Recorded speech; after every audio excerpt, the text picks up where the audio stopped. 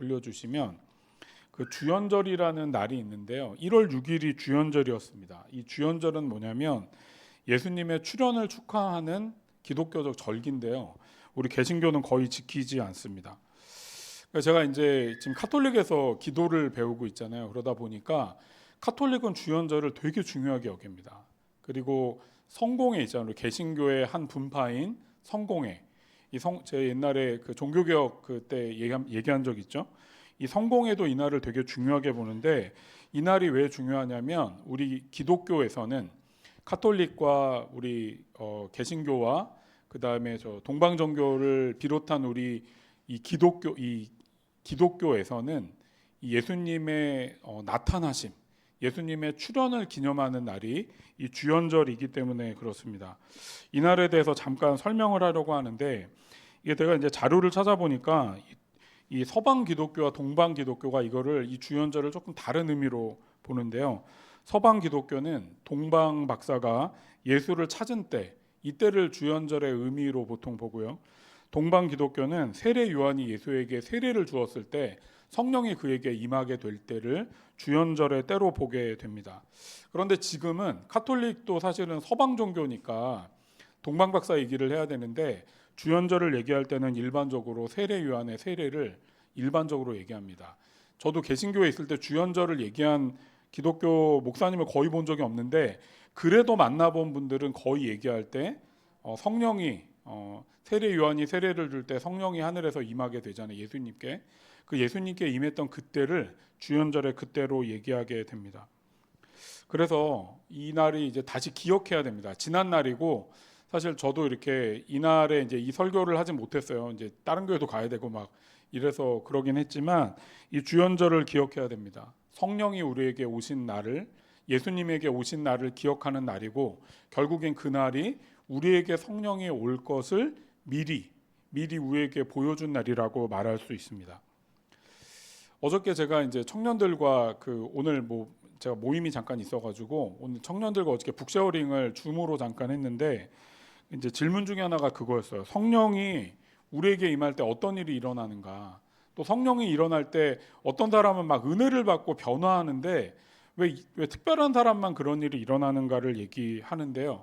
사실 성령은요, 기본적으로 성령의 역사를, 성령의 어떤 기름 부으심, 성령 세례 이런 거를 통해 일반적으로 일하시진 않습니다. 우리에게 성령이 오실 때는요, 우리가 마음을 열고 있잖아요.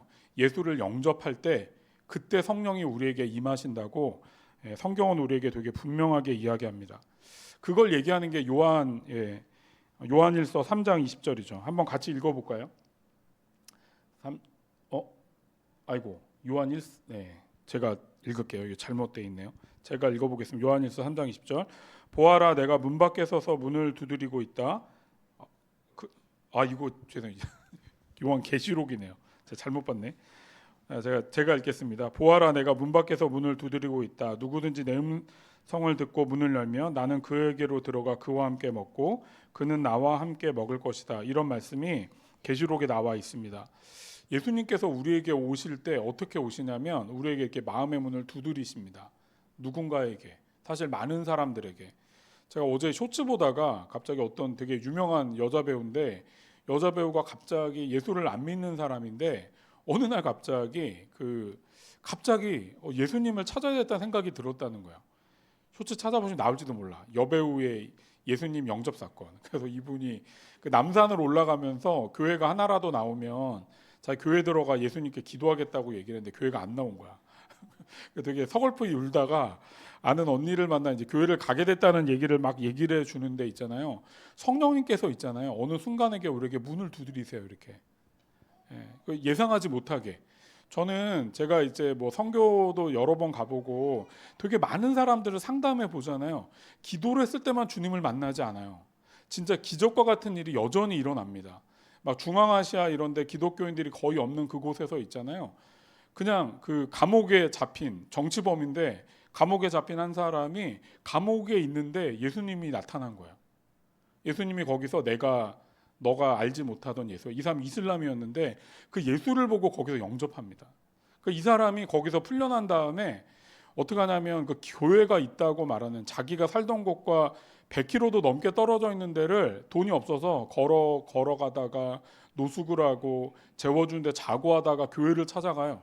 그러니까 그 교회를 찾아가서 그 낙심해 있던 교인들에게 예수님이 나에게 나타나셔서 내가 이 예수를 믿는 사람들을 찾아왔다고 얘기를 합니다. 그러니까 그 사람들이 그거에 은혜를 되게 많이 받게 뭐 이런 간증들이 엄청나게 많습니다. 근데 이것만이 아니에요. 이것만이 아니에요. 어저께 봤던 그 배우에게 마음의 문을 이렇게 두드리실 때 주님을 찾아야 되겠다. 갑자기 우리에게도 그럴 수 있어요. 우리에게 성령이 계신데 나는 성령과 연관없이 살았어. 근데 어느 날 갑자기 하나님께서 내 마음에 어떤 감동함을 주세요. 아, 말씀을 봐야지. 아, 누구를 용서해야지. 아, 누구와 함께 어떻게 해야지. 무언가를 하나님을 위해 이걸 해야지라는 마음이 줄 때 하나님께서 이렇게 인격적으로 문을 두드리신다고 말할 수 있습니다. 그래서 내가 그 문을 딱 열잖아요. 그럼 어떤 일이 벌어지냐면 내 안에 계신 예수를 믿은 분이었다면 그 성령을 내가 따라했기 때문에 그 음성이 더 분명하게 들리기 시작합니다. 믿지 않았던 사람이라면 주님을 믿고 따르는 길로 점점 더 다가가게 되는 것이겠죠. 여기는 우리 성인들, 교인들뿐만 아니라 우리 청소년, 그다음에 초등 또 더 어린 친구들에게도 말하고 싶습니다. 여러분에게 있잖아요. 이 말씀을 들을 때도 하나님께서 여러분의 마음의 문을 똑똑똑똑똑 두드리고 계신 거예요. 그때 그것 가운데 하나님이 나한테 오늘 뭘 얘기하시는가를 듣고 따르게 되면, 그때 마음의 문을 열게 되면 성령님이 우리 안에 오셔서 우리를 통해 말씀하시고 인도하시게 됩니다. 이게 주연절의 의미입니다. 먼저 인간이 되신 예수를 통해 성령이 오신 그 이후에 이제는 우리에게, 우리 기독교 신앙은 어떻습니까? 예수를 믿으면 모든 사람에게 이미 성령이 와 있어요.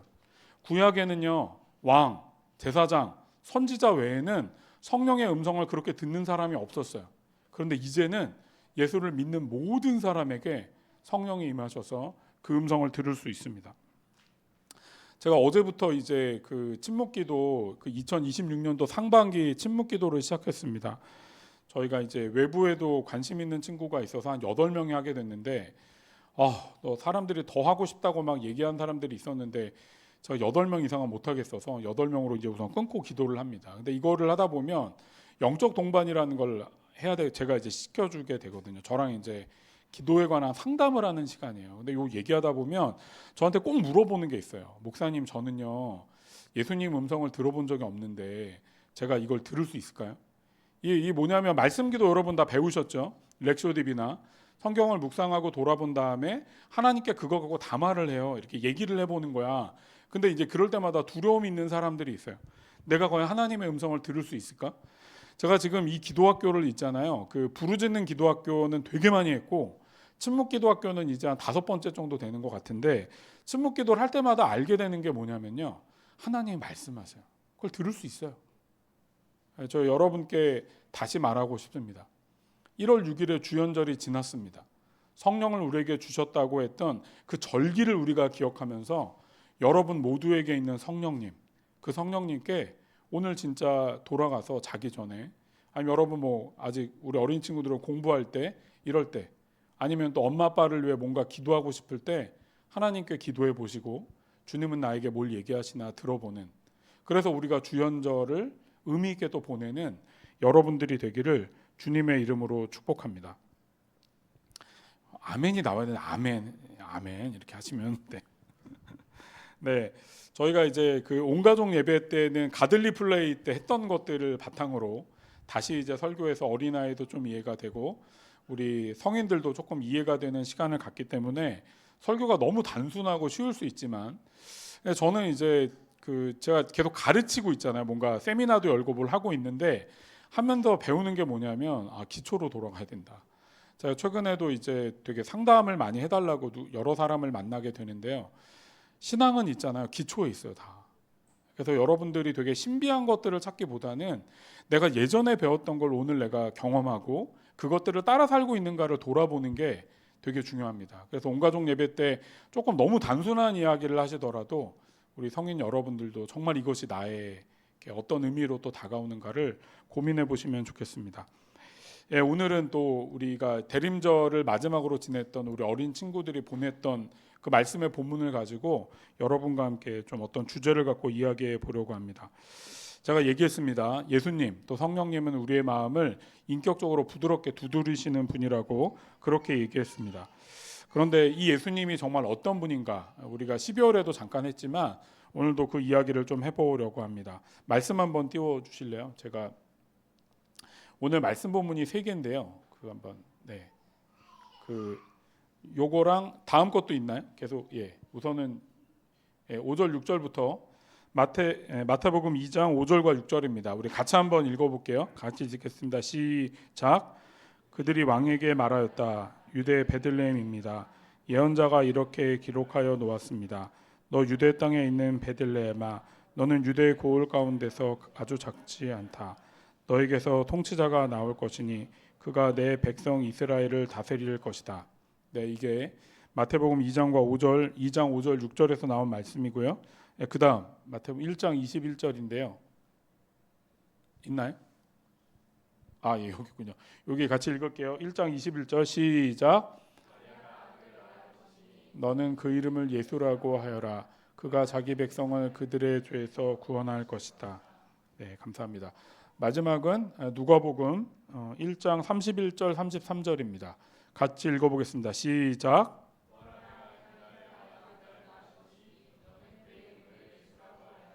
그는 위대하게 되고 더없이 높은 아들이라고 불릴 것이다. 주 하나님께서 그에게 그의 조상 다윗의 왕위를 주실 것이다. 그는 영원히 야곱의 집을 다스리고 그의 나라는 무궁할 것이다. 네, 요거는 가브리엘 천사가 마리아에게 했던 이야기입니다. 요 앞에 본문을 한번 띄워주시면 율법학자들과 천사들이 예수에 대해서 기록한 이야기를 몇 가지로 정리해 보았습니다. 이걸 정리해 보면 3가지 정도로 정리할 수 있는데요. 첫 번째는 베들레헴에서 통치자가 나올 거다. 베들레헴에서 누가 나온다고요? 통치자가 나올 거라고 얘기합니다. 두 번째는 뭐냐면요. 그 통치자는 다윗의 왕위를 하나님께 받아 야곱의 집을 영원히 다스릴 것이다. 이게 두 번째로 하는 이야기입니다. 세 번째, 그 통치자는 무슨 일을 하냐면 그 통치자는 자기 백성을 죄에서 구원하실 것이다. 이 3가지가 사실은 핵심 메시지입니다. 첫 번째, 통치자가 어디서 나온다고요? 베들레헴에서. 두 번째, 그 통치자는 다윗의 왕위를 하나님께 받아 야곱의 집을 영원히 다스리게 될 것이다. 이게 두 번째고, 세 번째는 그 통치자는 자기 백성을 죄에서 구원하실 것이다. 이게 사실은 구약에서부터 예언된, 그리고 신약에서도 천사나 많은 사람들이 예언했던 말씀을 돌아본 이야기, 예수님에 관한 이야기라고 말할 수 있습니다. 그러니까 베들레헴에서 통치자가 나오는데요. 이분은 통치자라고 하는 건 우리가 보통 다스리는 거잖아요. 우리나라의 통치자가 누구죠? 우리나라의 통치자 누구죠? 우리 시우 아나? 우리나라 통치자 누굴까? 통치자 너무 어렵나? 우리나라를 이렇게 최고 높은 사람 누가 우리나라에서? 대통령이죠. 이렇게 얘기하잖아요. 우리 초등학교 다니는 이 귀한 친구도 알잖아요. 우리를 다스리는 사람은 높은 자리에 있는 사람이라는 걸 알고 있어요. 그 대통령이 하는 일이 뭐예요? 뭔가 정치를 막 이렇게 다스리고 외국 사람을 만나서 우리 나라에 필요한 것들을 막 하는 일을 하지 않습니까?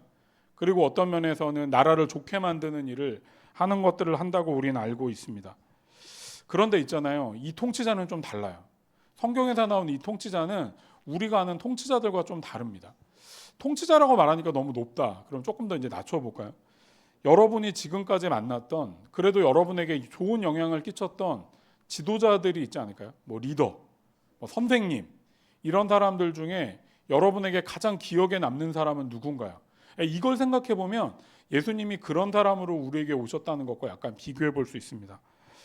저도 약간 생각해 봤는데 제 인생에 영향을 가장 많이 끼쳤던 분들 가운데 여러분이 있었겠지만, 그래도 제가 이제 이 목사가 되는데 가장 크게 영향을 미쳤던 한 목사님이 계십니다. 여기 많은 분이 알고 계시는, 우리 동일한 경험을 갖고 있는 어떤 목사님이신데, 그 목사님이 계신데 이분은 되게 카리스마적인 분이었어요. 기도를 하면 하나님의 뜻을 분명히 알아. 그리고 이제 우리에게 기도를 가르쳐 주셨고, 제가 만약에 어떤 죄를 져 그걸 막 느껴. 이분이 느껴. 같이 막 차를 타고 가는데 야, 너 어제 뭐 했냐? 막 이렇게 얘기할 수 있을 만큼 영적으로 엄청 예민한 분이야. 그래서 저는 사실은 그때 어떻게 했냐면 하나님의 두려움을 많이 봤어요. 하나님이 되게 무서운 분이구나. 이분이 이렇게 은사가 있어갖고 나의 막 죄를 막 느껴. 그래서 내가 이분을 만나기 전에 기도하고 만나야 돼. 무서워. 막 이분이 막 나한테 너 왜 이렇게 혼미해? 너 이렇게 상태가 안 좋아? 막 이렇게 막 혼낼 거야. 너 아내랑 싸웠지? 막 이런 거. 막 어느 날은 저한테 이제 막 오더니 너 아내랑 싸웠냐? 너 왜 이렇게 영이 막 거치냐? 막 이렇게 진짜 싸웠어. 그런 걸 느낄 때마다 어떻겠어요? 제가 그러면 여러분 저 이렇게 가까이 오기 불편하잖아요.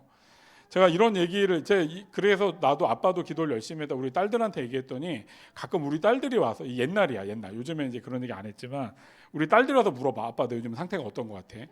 나 좀 어때 보여? 아 그럼 하지 마. 그런 거 안 하려고 내가 하는데 너희까지 와서 왜 그러냐고 했던 기억이 나는데 그분 옆에 갈 때는 그렇게 되게 무서웠어요. 그래서 저는 그때 사실 하나님의 두려움에 관해서 많이 배웠어요. 하나님은 진짜 엄위하시고 모든 죄를 아시는 분이구나. 그래서 그분에게 어떤 하나님의 경외하는 것, 하나님의 어떤 영광, 하나님의 어떤 거룩함 이런 것에 대해서 되게 오랫동안 배웠습니다. 그런데 어느 시점에서 있잖아요. 이분이 보는 하나님 상과 제가 만나는 하나님 상이 맞지 않다는 걸 알게 됐어요. 그래서 이게 약간 달라진 거야 뭔가. 그래서 아주 어렸을 때는 아무 생각 없이 그분을 따라갔는데 어느 시점이 되니까 그분이 말하는 하나님과 내가 하는 하나님이 어느 지점에서 좀 달라지기 시작했는데 제가 어느 지점에서 그분과 헤어졌냐면 이분이 내 얘기를 더 이상 듣지 않는 거예요. 당신이 맞다고 생각하는 것 외에는 듣지 않는 것 때문에 그분을 떠났던 기억이 있습니다. 그러니까 저한테는 진짜 하늘 같은 저에게 거의 한 10년 이상을 아주 강력한 영향을 미치셨어요. 그런데 제가 떠날 때는 알게 됐어요. 아 진짜 하나님 외엔 붙들 분이 없구나. 정말 나에게 너무 영향을 많이 미쳤고 지금도 저에게 목사님의 영성에 가장 큰 영향을 누가 줬냐? 전 당연히 그분이라고 얘기할 수밖에 없어요. 그럼에도 뭐랄까 완벽한 분은 아니었구나 그런 생각을 해보게 됩니다. 또 제가 선생님 중에 지금도 아직도 잊을 수 없는 선생님이 한 분이 있는데 제 중학교 3학년 때 선생님이 아주 너무 기억에 많이 나요. 이분은 어떤 분이 우선 학기채를 들고 다녀. 요즘 없죠. 학기채 맞아보신 분 어렸을 때 선생님에게 우리 제 나이 또래는 호의로움이 안 드세요? 저기는 공부를 잘하셨나 본데 어쨌든 저희 어릴 때는요 이렇게 선생님들이 학기채 아니면 무슨 이렇게 골프채 이런 거 갖고 다니면서 엎드려. 그럼 우선 엎드려야 돼. 뭐 내가 뭘 잘못했는지 상관없어. 엎드리고 우선 빠따 맞고. 저 중학교 때는 제가 용산중학교를 나왔는데 선생님이 이렇게 바리깡 아세요? 머리 깎는 거? 그거 들고 계세요. 머리가 좀 길어. 그럼 이분이 깎아라 이런 얘기도 안 해. 일로 와. 이렇게 손가락질하면 이제 가야 돼. 그럼 그분이 옆머리를 이렇게 깨끗하게 밀어주세요. 그럼 어떻게? 얘가 머리를 아무리 길고 싶어도 한쪽만 이렇게 밀려 있잖아. 그러니까 점심시간에 이발소를 가서 학교 안에 이발소가 있었어요. 지금도 있는지 모르겠는데 거기서 이제 이발을 하고 나와야 되는 상황이 그게 뭐 인격이고 뭐 이런 게 없어요. 그냥 뭐 맨날 맞고 그랬어요. 근데 이 선생님은 맨날 그 학기채를 갖고 다니는 분이었어요. 되게 많이 저도 많이 맞진 않았지만 하여튼 많이 때리셨어. 근데 이분이 어떠냐면 우선은 저는 중학교 3학년 때인데요. 7시 학교를 갔어요. 중학교 때 7시 가는 사람 있나? 우리 여기 중학생 우리 전예원 중학생 학교 몇 시에 가요? 아닌 되게 7시 30분. 제가 아는 거랑 좀 다르지만 어쨌든 7시 반쯤 가는데 그때 무조건 7시에 가야 학교를 도착해야 되는 시간이었어요. 그러고 나서 뭘 하냐면 시험을 봅니다. 쪽지 시험을 봐서 국어, 영어, 수학 이 세 개를 맨날 쪽지 시험을 봐요. 그래서 쪽지 시험을 2개 이상 틀리면 무조건 맞는 거야. 그리고 이제 학교 끝나고 수업 끝난 다음에 자율학습 시간을 하고 1시간 후에 또 시험을 봐. 근데 거기서도 점수를 합쳐서 뒤에 한 10명은 끝나서 청소를 해야 돼. 그리고 이렇게 줄로 줄반장을 세워가지고 그 줄이 만약에 합산한 점수가 어떤 거 미치다. 그럼 이제 뭐 과학실을 청소한다든가 맨날은 청소를 시켰어요. 근데 이 선생님이 존경받았던 건 뭐냐면 이 선생님 되게 무서웠던 분이고 맨날 두드려 팼지만 적어도 공부를 시켰어요. 공부 못했던 애들이 성적이 계속 올라. 제가 기억나는 게 이분한테 너무 이렇게 막 때리니까 영어 단어를 외워야 돼요.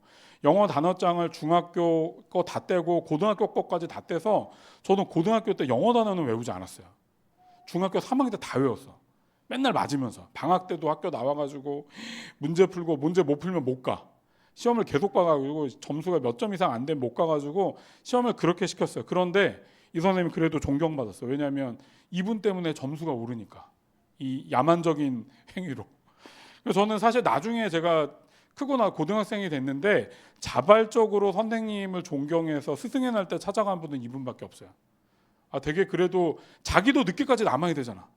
아침 7시 이전에 와야 되고 학교 끝난 다음에 이분은 애들이 집에 갈 때까지 저녁 6, 7시 넘어서 딴 선생님이 갈 때까지 다 남아서까지 이걸 해야 되잖아. 되게 존경스럽다고. 근데 이분에게 어떤 일이 있다는 걸 제가 나중에 대학교 가서 들었냐면 이분에게 그렇게 배웠던 중학생 애 중에 하나가 자살을 한 거야.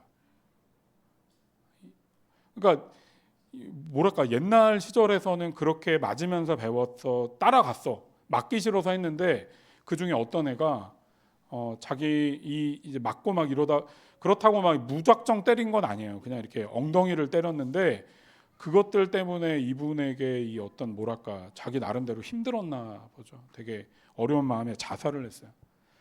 그 여러분의 경험 가운데 혹시 중고등학생 때 학교에서 누군가 죽으면 어떻게 하는지 혹시 아세요? 장례 마지막 날 운구차가 학교를 한 바퀴 돌고 가요. 이건 되게 기본적인 예인데 제가 나중에 들었어요. 친구한테. 그분이 그 운구차가 그날이 또 비 오는 날이었는데 운구차가 학교를 도는 동안 무릎을 꿇고 거의 그 운구차 올 때부터 갈 때까지 한 2시간 정도를 그 학교 비 오는 바닥에 무릎을 꿇고 눈물을 흘리고 있었다는 얘기를 나중에 들었어요. 그러니까 제가 그분을 통해 그런 생각을 해서 이분은 의도가 되게 좋았어. 이분은 정말 학생을 사랑하는 분이었어요. 그런데요, 그게 한 사람의 죽음을 막을 수는 없었어요. 그러니까 제가 말하고 싶은 건 그거예요. 우리가 이 세상에서 경험하는 지도자는 누구든 간에 완벽할 수는 없어요. 제가 이제 나이가 들면서 점점 책들을 보게 되고 옛날에 존경했던 분들이 많잖아요. 젊었을 때는 책 같은 걸 보면 엄청 막 대단해 보여요, 진짜. 근데 제가 이제 나이가 들면서 뭘 보게 되냐면 그 사람 진짜 그런 삶을 사나? 이걸 궁금하게 돼. 왜냐하면 그러지 못한 일을 너무나 많이 봤어. 이 사람이 정말 대단한 사람인데 완벽할 수는 없어요. 아니 이 선생님이 얘가 자살하려는 걸 어떻게 알았겠어. 맨날 자살 지도를 벌이던 친구였다면 이렇게 안 했겠지. 이거 모르잖아. 잘 전능하지 않으니까. 그럴 수 없었어요. 그리고 대부분의 지도자들은요, 나이가 들어가면서 자기 뜻을 이루고 싶어요. 사람들의 이야기를 듣고 그 사람들을 도우려고 하기보다는 자기 명예를 남기고 싶어 하기 때문에 고집스럽게 변해갑니다. 그런데 있잖아요, 예수가 그러지 않았어요. 예수가 이분이 통치자로 오셨잖아요. 통치자로 오셨어요. 다스리기 위해서. 정말 하나님께서 이분에게 권위를 주셔서 다윗의 이 왕가를 너는 영원토록 다스릴 거라는 권위를 주셨는데요, 이분이 자기가 있잖아요, 자기가 막 높아지려고 하거나 혹은 있잖아 자기 명예를 위해 일하신 게 아니라 이분이 뭘 위해서 이 길을 걸어가셨냐고 성경은 얘기하냐면 뭐 때문에 걸어가셨다 그래요? 이 통치를 왜 하셨대? 성경에 오늘 읽었잖아. 뭐라고 얘기해요? 우리의 죄를 용서하기 위해서 이 길을 갔다라고 얘기합니다. 세상에 어떤 지도자도 있잖아요, 백성을 살리기 위해 자기가 죽는 사람은 없어요. 근데 예수는 있잖아요, 우리 죄를 용서하기 위해서 당신이 인간으로 오셔서 십자가에 가서 십자가에 달려 돌아가셨다고 성경은 일관적으로 얘기합니다. 예수님께서 이 땅에서 무슨 일을 하셨을까를 따져보면요, 병자를 고치십니다. 귀신 들린 자를 쫓아내세요. 배고픈 사람들에게 밥을 먹여주십니다. 그리고 나서 그 연약한 사람들을 돌보시면서도 이 사람들이 율법으로 어긋났다고 말할 때, 율법에 어긋났다고 말할 때 예수님께서 대신 싸워주세요. 아니야, 이들이 하나님을 따르고 있는데 왜 너희가 율법으로 이들에게 죄책감을 주려고 하냐고. 이들이 믿는 게 진짜 하나님이라고 얘기하십니다. 그들의 미움을 받아 예수님께서는 십자가에 달려 돌아가시게 됩니다. 우리가 오늘 성찬을 하지 않았습니까? 예수님께서 잡히시기 전날 그 마지막 밤에 제자들을 모아놓고 식사를 하십니다. 그게 최후의 만찬이죠. 그 최후의 만찬에서 예수님이 이 세상에서 먹지 못했던 거를 끝까지 먹고 가시는 게 아니라 제자들에게 이 떡과 포도주를 나눠주시면서 뭐라고 하냐면, 얘들아, 이제 내가 곧 너희를 떠날 건데 이게 너희를 위해서 주는 내 몸과 피야. 내가 죽는 날까지 너희를 위해서 내 모든 것들을 주고 이 땅을 떠나고 싶어라고 말하며 그분의 살과 피를 나눠 주시게 됩니다. 이분이 우리의 지도자입니다. 이분은 여러분들이 틀린 것들을 막 혼내기 위해, 제 옛날에 영적 지도자가 그랬다 그랬잖아요. 아, 내가 죄가 있으면 이분에게 걸리는구나. 그런 분이 아니세요. 그분은 우리 모습 그대로 나아가면 언제나 우리를 받아주는 그런 분이 예수라고 성경은 말하고 있습니다. 2026년 이 올 한 해에 나를 누구보다 이해하시고 나의 배고픔과 고통을 아시는 주님께 나의 죄를 용서하고 나를 새로운 삶으로 인도하시는 예수님을 기억하며 여러분들이 주님께 나아가면 좋겠습니다. 한 가지 이야기만 하고 말씀을 좀 정리하려고 합니다. 제가 지난주에 여기 두 부부가 오셨는데 참 되게 반가운데, 이 부부가 저를 이렇게 깜짝 방문하러 왔는데, 깜짝 방문하는 날 제가 지난주 없었잖아요. 제가 천안에 가 있었는데, 천안에 가 있다가 제가 그 지난주 토요일 날, 어제 말고 그 전주 토요일 날 제가 정말 되게 아끼던 제자의 아버지가 갑자기 돌아가셔가지고 장례가 났다는 얘기를 듣게 됐어요. 근데 되게 마음이 되게 힘들었어요. 왜냐하면 그 친구가 제가 되게 저랑 인연이 많은 친구예요. 이 친구가 제가 그 방주교에 있을 때 리더기도 했지만 참 기억이 나는 게, 그 어머니가 이 집도 되게 좀 이렇게 막 돈이 많거나 이런 집이 아니거든요. 근데 교제를 어떤 형제랑 하고 있었는데 이 형제랑 내가 결혼할 거냐 물어봤더니 자매가 결혼은 어려울 거라고 그러는 거야. 근데 깜짝 놀랐어요. 아니, 교회에서 너 다 사귀는 거 하는데 무슨 얘기냐 그랬더니 엄마가 반대한다는 거야. 니네 엄마가 왜 반대하시는데? 우리 엄마가, 그래 내가 널 어떻게 키웠는데 너는 잘 사는 집에 가야 된다고, 집 해올 수 있는 집 정도는 가야 된다고. 그래서 제가 너무 어이가 없었어요. 그래서 제가 니네 어머니 만나겠다고 제가 학부모 상담했습니다. 아직도 기억나요. 방주교회 앞에 있는 탐탐인가 거기서 그 어머니 만났거든요. 근데 그 어머니가 만나자마자 막 우시는 거야. 자기 딸 진짜 어떻게 힘들게 키웠는데. 제가 어머니 그 자리에서 엄청 혼냈어요. 어머니 욕심 부리시지 말라고. 그 친구처럼 그 따님 사랑해주는 형제 없다고. 그 형제가 진짜 하나님이 맺어준 사람이니까 어머니 진짜 무슨 특별한 죄를 지은 게 아니면 이 결혼, 그리고 따님이 하나님 앞에 결정했는데 어머니 이러시면 안 된다고. 그 어머니가 저한테 30분 정도 울다가 알겠다고 그러고 가서 결혼하게 됐거든요. 저랑 되게 인연이 많아요. 근데 갑자기 이 아버지가 돌아가셨다는 거야. 마음이 얼마나 힘들었겠어요. 근데 제가 더 마음이 힘들었던 건 뭐냐면, 이 친구가 되게 이렇게 강건할 때가 있는데 또 어쩔 때는 참 이렇게 갈대처럼 막 흔들려. 되게 막 믿음으로 한번 떠나면 이렇게 안드로메다 가는 친구야. 그래서 이제 안드로메다 갈까봐 너무 마음이 힘든데 막 전화를 해가지고 지금 아버지가 돌아가시고 장례를 그러니까 토요일 날 소식을 듣고 토요일 날 돌아가셨어요. 그러니까 이게 무슨 얘한테 설득을 하고 이럴 수가 없는 상태라 얘가 마음이 힘들지 않을까 때문에 진짜 너무 마음이 어렵더라고요. 토요일 날 제가 그 다음날 다른 교회가 설교를 해야 되는데 설교 준비가 아니라 이 친구한테 카톡을 어떻게 보낼까, 이 친구한테 어떻게 위로를 해줄까, 그러면서 진짜 막 고민을 하다가 밤에 카톡을 써서 보냈어요. 누구누구야, 참 너무 마음이 힘들 것 같다고. 근데 지금까지 주님이 너와 함께 하시는 걸 기억하면 좋겠다, 뭐 이런 얘기를 진짜 제 마음에 있는 진심으로 이 친구한테 써서 보냈어요. 제가 지난주 주일날 새벽에 6시에 이제 일어나서 보는데 톡이 와 있는 거야. 떨리는 마음으로 톡을 열었는데 제가 그 톡을 보다가 이렇게 울컥하고 눈물이 났어요. 이 친구가 좀 긴 글을 썼는데, 이 친구가 한 문장이 딱 남았는데, 목사님의 가르침부터 겹겹이 쌓인 저의 믿음이 오늘 같은 날 정말 큰 힘이 됩니다. 근데 제가 그 순간 이렇게 이 하나님 앞에 딱 듣게 되는 마음이 뭐냐면, 내가 얘를 지키고 있어, 걱정하지 마. 내가 이 딸을 지키고 있으니까 재윤아 걱정하지 마. 어제 이 마음이 제 안에 이렇게 훅 왔어요. 제가 그리고 알게 됐어요. 내가 되게 사람들의 믿음을 세워주려고 정말 많이 노력했지만 정말 이들의 믿음을 지키는 건 하나님이셨구나. 그 친구를 위해 돌아가신 예수 그리스도가 이 힘든 때에도 이 친구의 마음을 어루만져서 믿음으로 나아갈 수 있게 주님이 도우시는 거구나. 제가 그걸 깨닫고 나니까 내가 안달복달할 게 아니구나. 하나님이 이 친구를 돌보시고 있구나를 제가 다시 한번 깨닫게 됐습니다.